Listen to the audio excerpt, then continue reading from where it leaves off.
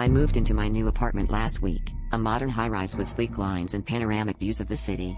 Everything seemed perfect until I realized how the walls echoed my heartbeat, a steady thump that matched my own in a way too synchronized to be coincidental. At first, I thought it was just my imagination, the stress of moving and starting over. But as the nights passed, the sound grew louder, more insistent, as if the apartment itself was alive and listening.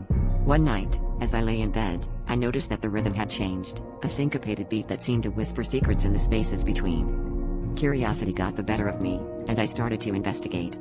I tapped on the walls, trying to find the source of the sound. What I discovered was a loose panel behind the living room bookshelf. With trembling hands, I pried it open, revealing a narrow passageway that seemed to extend into the darkness. A chill ran down my spine as I realized that the heartbeat wasn't my imagination, it was coming from within the walls themselves. Despite every instinct screaming for me to stop, I crawled inside, the thumping growing louder with each hesitant step. The passage led to a hidden room, an eerie contrast to the sleek apartment. The walls were covered in strange symbols, pulsating with a faint glow. In the center of the room was a heart, not one of flesh and blood, but a mechanical construct, its gears turning in time with the beat I'd been hearing. It was as if this heart was the apartment's own, a clockwork organ keeping it alive.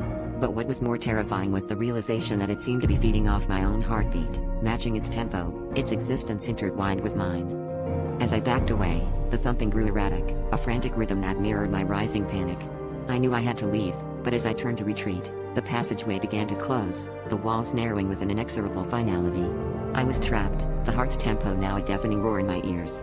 My own heartbeat faltered, struggling to keep pace with the mechanical monster I'd uncovered.